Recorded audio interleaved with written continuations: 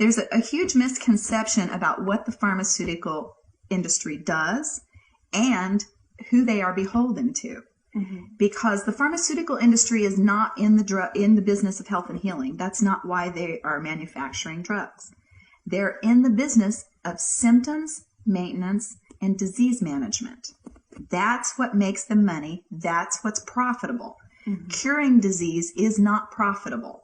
So there are a number of cures for various diseases that have been discovered, and then they're bought out by the pharmaceutical industry, or the companies are sued to keep these remedies off of the market because they interfere with drug profits. What people need to really be aware of is that this is not an altruistic business. We're not talking about, CEOs that go to their companies every day that are philanthropists that are trying to heal the world. That's a very unrealistic picture of people to have of what a pharmaceutical industry is about or what they do. This industry is beholden to stockholders. They have a legal obligation to consider the stockholders above and beyond the consumer. So if you are aware of that, that makes it a lot more comprehensible as to why they would put drugs on the market that could harm people but were financially beneficial to their stockholders. And that's the point I want to drive home to people. If you're depending on drugs to heal you, you are placing your eggs in the wrong basket. My niece, who was 20 years old, was attending Indiana University, and she was a pre-med student there. She was in a car accident and was prescribed hydrocodone, Vicodin, which is an opiate painkiller. And she was taking the drugs, and they were causing her such severe sedative properties that she wasn't able to study. So she was trying to pull an all-nighter with some friends to study for an exam the next day, and she went to a local health food store and purchased some ephedra, which is a stimulant. She took that concomitantly with her drug and had an adverse reaction. And she ended up in a local hospital, and they labeled her as bipolar and started giving her the whole gamut of antidepressants and mood stabilizers and antipsychotics and all of that. And then she became a mental patient.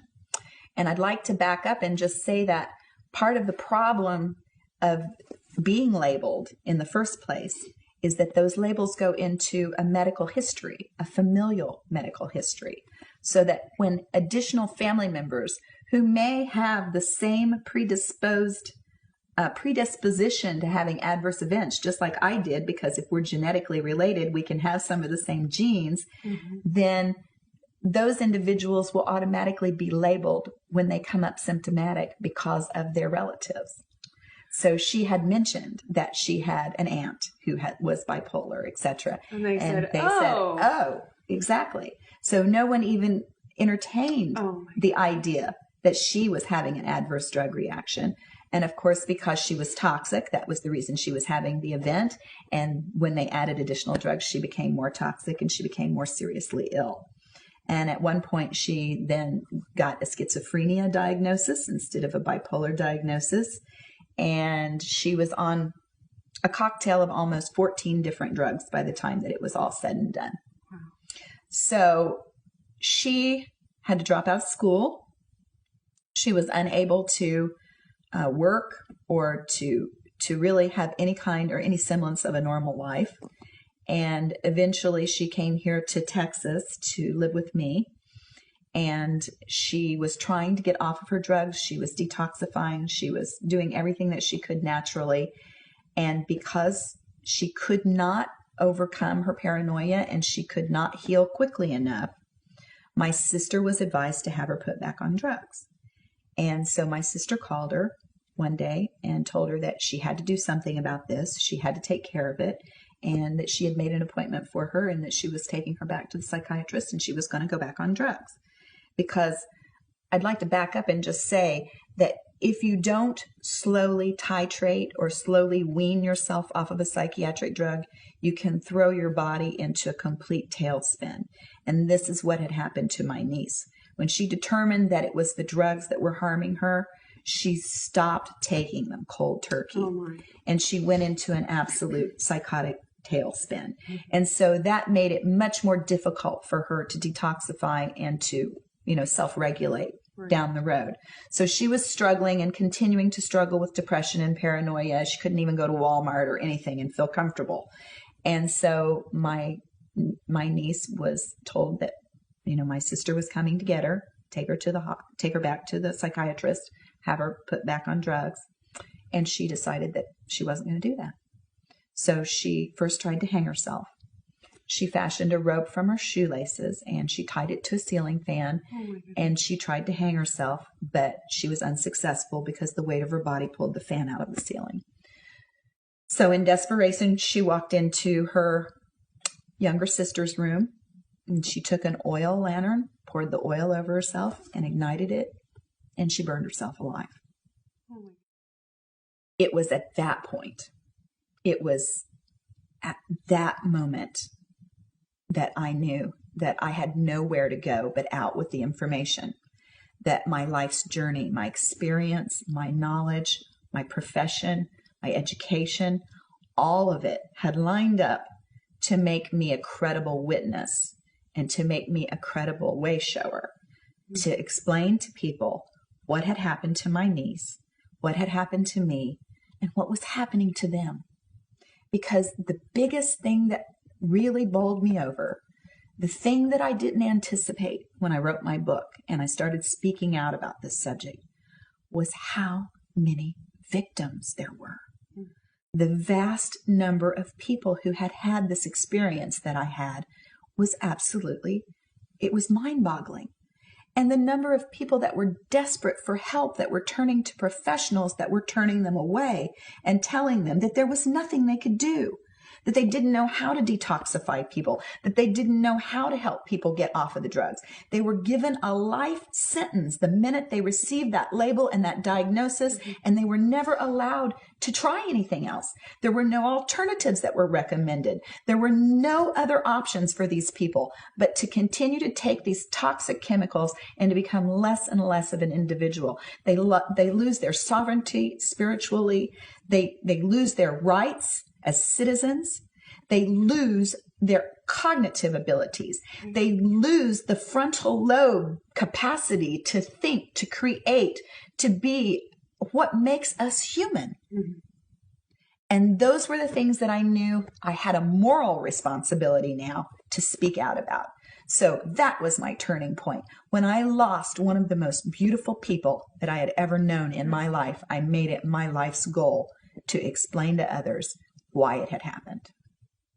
And it sounds like the turning point for her was hearing that she was going to be taken back into the mental hospital. It absolutely was the turning point, because we had gone to court and everything to try to get her to be able to legally be off drugs. And the court had granted her permission to not be on drugs because she'd been mandated. I mean, once you're told legally by the court, you have to be on drugs, then you have to stay on drugs until the court allows you to get off. And she had gone through that process and had been allowed to get off the drugs, but then she wasn't able to heal quickly enough. And of course, my sister did what everyone does. She deferred to an authority figure. She didn't know what to do, and she asked someone else, and she took that advice and ran with it, and it cost her daughter's life. What I would really like to say is that people have to be proactive and do their own due diligence. In the age of information, ignorance is a choice. So I insist that people do their own due diligence. You are giving your power away to an authority figure if you take everything they tell you for face value and run with it. You are making yourself available to be victimized by profiteering corporations because they have an ulterior motive, and that is profit. And you need to be aware of that. So if someone is prescribing you a drug, then as a patient and as a consumer, it is your responsibility to get online and do a little homework. And you don't just put the name of the drug into Google or another search engine. You put the name of the drug, and then behind that you put in side effects and controversy. And you will open the can of worms that needs to be opened, because where there is smoke, trust me, there is fire in the pharmaceutical industry, because they are very proactive about shutting people up and putting the lid on things that are not true. They are very prolific in suing people. So if you find lots of information out on the web where people are screaming to their top of their lungs, which many patients do get on the web these days and tell their stories, then do some more investigating and find out why are people screaming to the top of their lungs about this. And do not take the manufacturer's site for gospel, because the thing they need to worry about more than their doctors being bribed is their doctors being misinformed, because there is an ongoing dis and misinformation campaign taking place about pharmaceuticals. And if you're not aware of that and you make yourself available to these people, you will become victimized by that. So what I'm telling people and what I insist on anyone who contacts me and asks me for my information is to do your own homework. Don't allow people to talk over your head. Don't allow people to intimidate you. And when I say people, I mean physicians and other healthcare providers, because that is their MO. Their modus operandi is I'll talk over your head and therefore I'll intimidate you because you won't know what I'm talking about and you'll do what I say because I'm the authority figure. Well, what I say is stop playing small. Own up to your own personal responsibility about your health. Do your own research, learn their language, and ask questions. If they aren't open to you to answer your questions and to let you partner in your own health care, find another doctor. You wouldn't go buy a new car by just going to one lot and shopping. Don't do it with your health care, where our lives are on the line, and you have to be responsible. Thank you so much for your time today, Gwen.